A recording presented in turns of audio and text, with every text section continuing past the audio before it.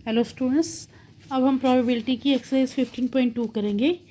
15.2 में क्या है, find the probability of drawing a spade. आपको पता है कार्ड्स में स्पेड 13 होते हैं।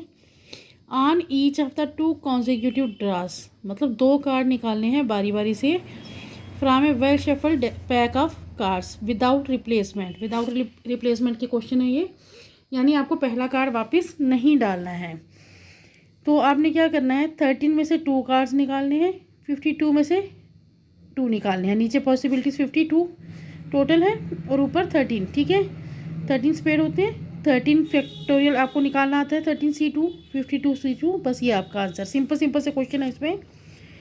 सेकेंड क्वेश्चन है, a card is drawn from a well shuffle deck of 52 cards and then a second card is drawn. Find the probability that the first card is a spade and the second is a club.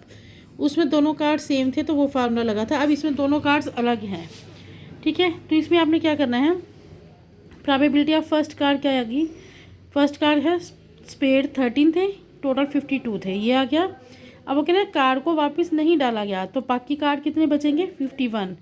51 में से आपने क्या निकालना है, second card club निकालना है। Club कितने हैं, क्लब तो 13 ही है, 13 बट टोटल कम हो गए 51। ठीक है, अब रिक्वायर्ड प्रोबेबिलिटी क्या आएगी, ये मल्टीप्लाई बाय ये, दोनों की प्रोबेबिलिटीज मल्टीप्लाई हो जाएंगी। थर्ड क्वेश्चन है आपका, an urn contains 10 black 5 white balls. 2 balls are drawn from the urn one after the other without replacement. What is the probability that both the ball drawn are black? दोनों black balls drawn होनी चाहिए। आपको कितनी दी थी, black white. ठीक है, total हो गई 15। Probability both the balls drawn are black. पहली बॉल ब्लैक निकाल लेंगे तो 10 में से निकलेगी और टोटल 15 रहेंगी। उसको वापस नहीं डाला तो ब्लैक कितनी बची, 9, तो यहाँ 9 आ जाएगा। टोटल कितनी बची, 14, तो वो 14 आ जाएगा। इनको मल्टीप्लाई करके आप इसका आंसर लिखेंगे। ये सारे छोटे छोटे क्वेश्चन हैं, ऐसे ही सेम है। A bag contains 19 tickets numbered from 1 to 19. A ticket is drawn and then another ticket is drawn without replacement. Find that both the tickets will be of even numbers. अब 1 to 19 में even number कौन कौन से आएंगे, वो मैंने ये लिख दिया है। ये टोटल नंबर्स हैं 9।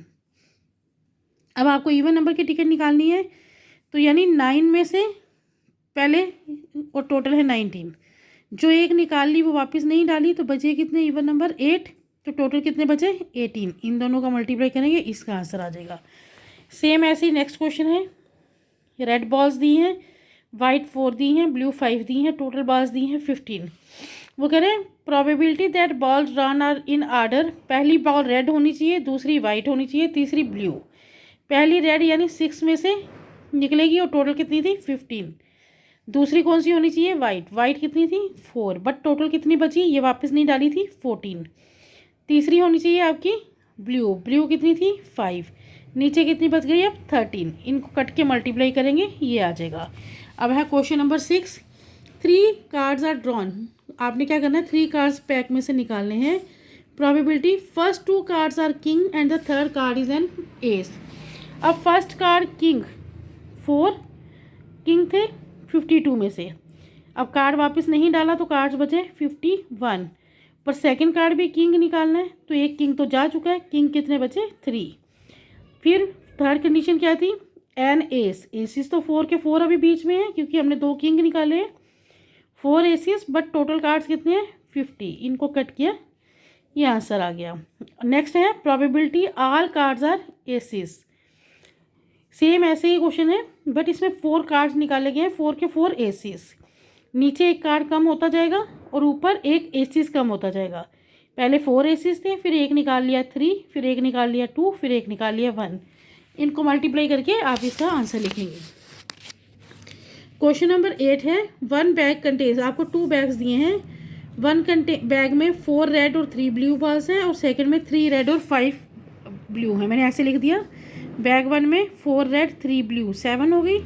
बैग 2 में 3 रेड 5 ब्लू कितनी हो गई, 8 हो गई। अब वो क्या कह रहे हैं उसके बाद, 1 ball is drawn at random from the first bag and put unseen in the second bag. वो कह रहे हैं हमने फर्स्ट बैग में से एक बॉल निकाली और उसको हमने सेकेंड में डाल दिया। ऐसा हो सकता है हमने फर्स्ट में से रेड बॉल निकाली और सेकंड में डाली, या फिर फर्स्ट में से ब्लू बॉल निकाली और सेकंड में डाली। 2 ही केसेस हो सकते हैं। तो वो कह रहे हैं what is the probability that a ball now drawn from the second bag is blue. ठीक है, फर्स्ट में से रेड निकालेंगे हम और इधर डाल देंगे।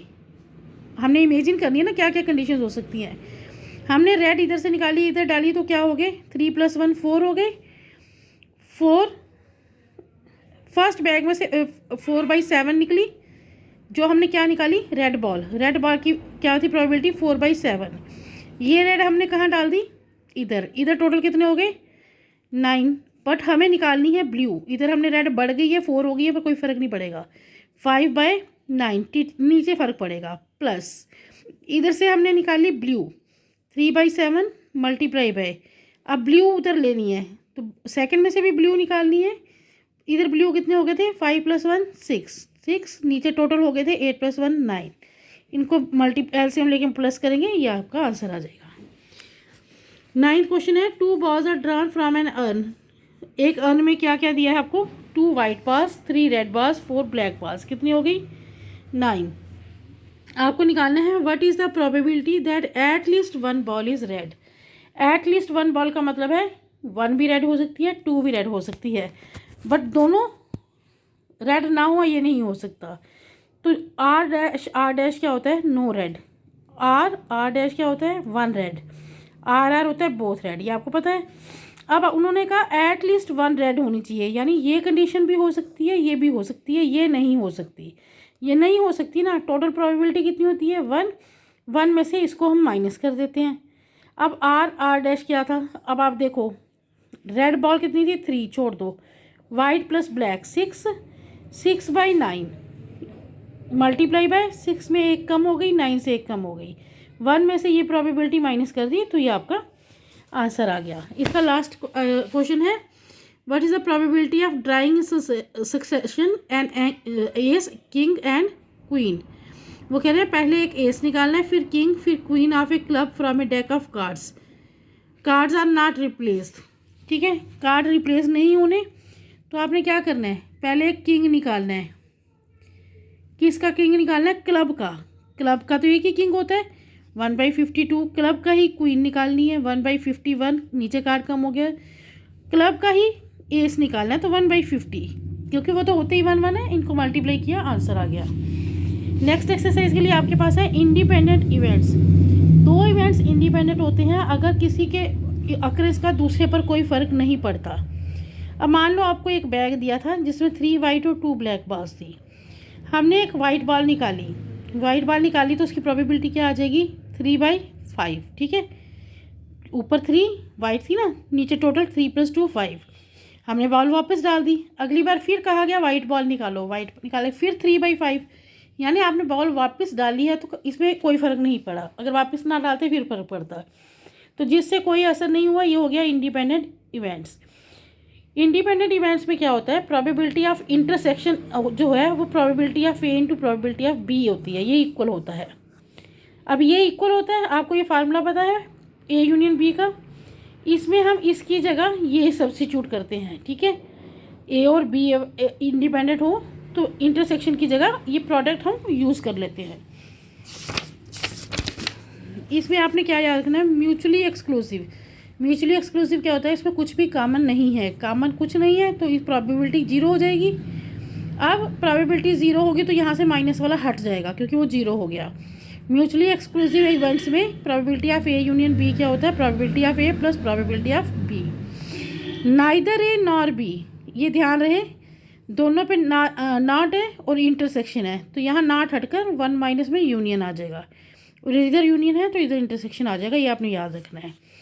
अब यहाँ बी पे नॉट है, यहाँ ए पे नॉट है। फार्मूला याद रखने का एक तरीका है, जिस पे ए नॉट नहीं है वो आया, इसमें क्या बी पे नॉट नहीं था वो आया, माइनस इंटरसेक्शन वाला। ये आपको फार्मूला याद रखने हैं कि आपने कैसे निकालना है। अब एक्सरसाइज 15.3 का फर्स्ट क्वेश्चन है, आपको प्रोबेबिलिटी ऑफ ए दी है 1/4, प्रोबेबिलिटी ऑफ बी दी है 1/3, प्रोबेबिलिटी ऑफ यूनियन दी है 1/2।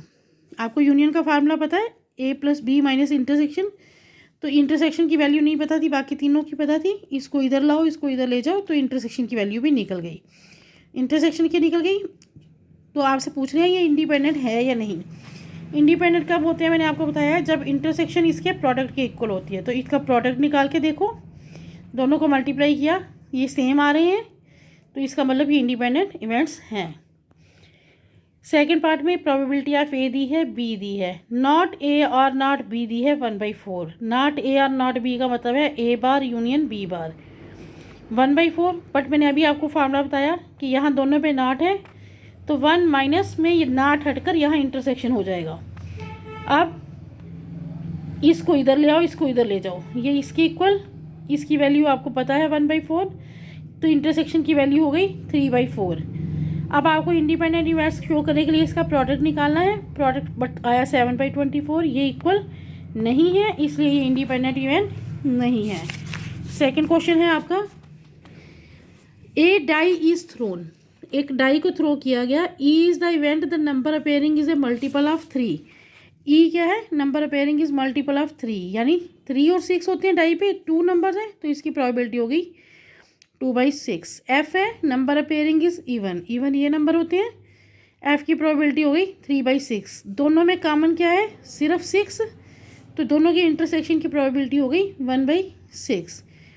इंटरसेक्शन निकल गया, इन दोनों का प्रोडक्ट निकालो, मल्टीप्लाई करके कट किया, ये आ गया, इक्वल आ गए दोनों। अगर ये इक्वल हैं तो ई और एफ इंडिपेंडेंट इवेंट्स हैं।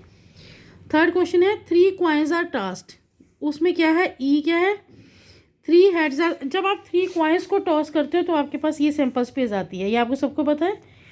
ई है 3 heads are 3 tails, 3 heads 3 tails, तो 2/8। एट लीस्ट 2 हेड्स, कम से कम 2 हेड्स, या फिर 3 भी हो सकते हैं, तो 1 2 3 4, प्रोबेबिलिटी आ गई 4/8। एट मोस्ट 2 हेड्स, ज़्यादा से ज़्यादा 2, ज़्यादा से ज़्यादा 2 हेड्स का मतलब है 1 हेड, 0 हेड सब हो सकते हैं, सिर्फ तीनों हेड नहीं हो सकते, ये हटा दिया, बचा 7/8। अब इंटरसेक्शन ई इंटरसेक्शन एफ, इन दोनों में कॉमन क्या था, इन दोनों में कॉमन क्या था, 3 हेड्स वाला कॉमन था, इसमें 3 हेड्स थे, इसमें एटलीस्ट 2 हेड्स वाले में भी 3 हेड्स थे, ठीक है।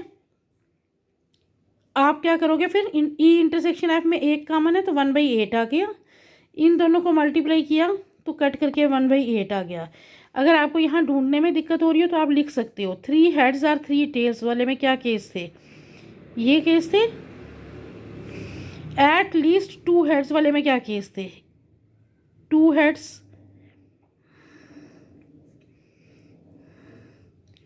3 हेड्स। एट लीस्ट वाले में आता है ना, at most 2 heads, at most 2 heads में 2 हेड्स,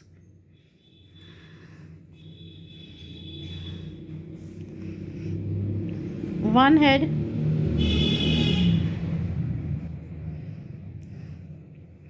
नो हेड। अब मैंने ई और एफ का क्वेश्चन किया, अब मैंने आपको बोला इसमें क्या कॉमन था, ये कॉमन था, तो इसकी प्रोबेबिलिटी इक्वल हो गई इसके प्रोडक्ट के, ये ई और एफ हो गए इंडिपेंडेंट। इसी तरह से वो एफ और जी और ई और जी का भी पूछ रही है, वो 2 पार्ट्स आप ट्राई करोगे। क्वेश्चन नंबर 4 में आपको दिया है प्रोबेबिलिटी ऑफ ए ये है, बी ये है, प्रोबेबिलिटी ए और बी इंडिपेंडेंट इवेंट दिए हैं, तो आपको प्रोबेबिलिटी ऑफ इंटरसेक्शन निकालनी है। ए और बी इंडिपेंडेंट इवेंट है, तो इंटरसेक्शन इसके प्रोडक्ट के इक्वल होती है, मल्टीप्लाई किया, ये आंसर आ गया। ये बिल्कुल सिंपल सा क्वेश्चन था। इसी तरह से मैंने सेकंड पार्ट किया है। सेकंड पार्ट में क्या पूछा है आपसे, ए और बी इंडिपेंडेंट इवेंट्स दिए हैं, ठीक है, इंडिपेंडेंट इवेंट्स दिए हैं तो ये इसके इक्वल हो जाएगा। आपको दिया है ए यूनियन बी और ए दिया है, तो बी आपको नहीं पता है, आपने वो निकालना है। अब आपने क्या किया, यहाँ से इंटरसेक्शन हटाकर ये सब्स्टिट्यूट कर दिया क्योंकि ये इसके इक्वल है। अब इसकी वैल्यू भर दी, प्रोबेबिलिटी ऑफ ए की वैल्यू भर दी, इसको आप इससे लाओ, माइनस कर दो 0.3। अब इसके पास कुछ नहीं था तो 1 होता है यहाँ पर, 1 माइनस 0.2 0.8 PB, ये दोनों में कॉमन था ना। अब इसको मल्टीप्लाई वाले को उधर ले जाओ, डिवाइड, कट किया, प्रोबेबिलिटी ऑफ बी आ गई 3.8। इसी तरह से फिफ्थ क्वेश्चन है आपका, E A and B are independent events where probability of A probability of B दी है, तो ये चारों चीज़ें आपने निकालनी है। Probability of A intersection B इसके इक्वल होगी क्योंकि ए और बी क्या दिए हैं, इंडिपेंडेंट, इन दोनों की वैल्यू करी, मल्टीप्लाई किया।